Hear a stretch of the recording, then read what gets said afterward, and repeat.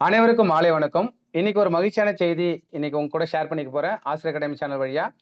என்னன்னா, நம்ம தொடர்ந்து கிட்டத்தட்ட ஒரு 5 வீடியோ நான் போட்டிருந்தேன். ஆசிரியர் அகாடமி சார்பா வந்து டிஆர்பில குளறுபடி, டிஆர்பில ஆன்சர் கீ வந்து தப்பா இருக்கு, ரெஸ்பான்ஸ் ஷீட் வெளியிடல. இந்த மாரி நான் வந்து தொடர்ந்து வீடியோ போட்டிருந்தேன். அதற்கு ஒரு மிகப்பெரிய ஒரு வெற்றியா அப்படின்னு தான் இந்த வீடியோ நம்ம பார்க்குறோம்.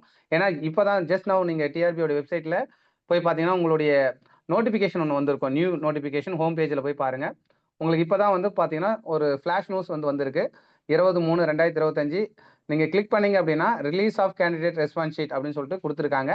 ஸோ இந்த நியூஸ்ல என்ன சொல்லியிருக்காங்க அப்படின்னா, ஆசிரியர் தேர்வு வாரியத்துல யுஜிசி வழிகாட்டும் நெறிமுறைகள் அடிப்படையில எக்ஸாம் வந்து மார்ச் 6லேருந்து 9 வரைக்கும் நடத்தி முடிச்சோம்.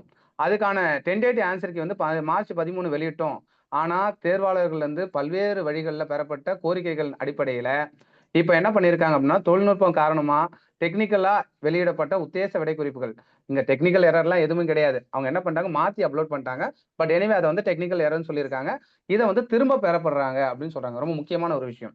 அந்த இப்ப தப்பா அப்லோட் பண்ணாங்க இல்லையா, அந்த ஆன்சர் கீ எல்லாம் திரும்ப பெற்றாங்க. எனவே தற்போது மீண்டும் என்ன பண்ணியிருக்காங்கன்னா, சரியான உத்தேச விடைக்குறிப்புகள் வந்து அதனோட சேர்ந்து ரெஸ்பான்ஸ் ஷீட்டும் வெளியிடப்படுகிறது. இது வந்து நம்மளுடைய ஒற்றுமைக்கு கிடைச்ச வெற்றி, நம்மளுடைய போராட்டத்துக்கு கிடைச்ச வெற்றி அப்படின்னு தான் சொல்லலாம்.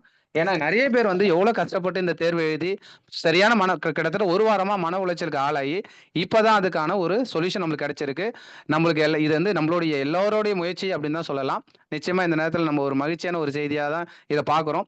ஸோ எல்லாருமே உங்களோட ரெஸ்பான்ஸ் ஷீட்ட டவுன்லோட் பண்ணலாம் அப்படின்னு சொல்லியிருக்காங்க. அது மட்டும் இல்லாம, நீங்க டவுன்லோட் பண்ணிட்டு, நீங்க உங்களுடைய அப்ஜெக்ஷன தெரிவிக்கலாம். அதுக்கு டேட் வந்து பார்த்தீங்கன்னா, 27/3/2025 பிற்பகல் 6 மணி வரைக்கும் உங்களுக்கு டைம் குடுத்துருக்காங்க. ஸோ எல்லாருமே உடனடியா நீங்க போயிட்டு உங்களுடைய அப்ஜெக்ஷன தெரிவிங்க. கண்டிப்பா உங்களுக்கு ரெஸ்பான்ஸ் ஷீட்ட டவுன்லோட் பண்ணலாம். எப்படி டவுன்லோட் பண்ணலான்ற இன்ஸ்ட்ரக்ஷன் இங்க குடுத்துருக்காங்க. நீங்க வெப்சைட்லயே போய் பார்த்தீங்கன்னா, உங்களுக்கு ஃபர்ஸ்ட் வந்து உங்களுடைய ஸ்டெப் வந்து நீங்க வெப்சைட்டுக்குள்ள போயிடுங்க.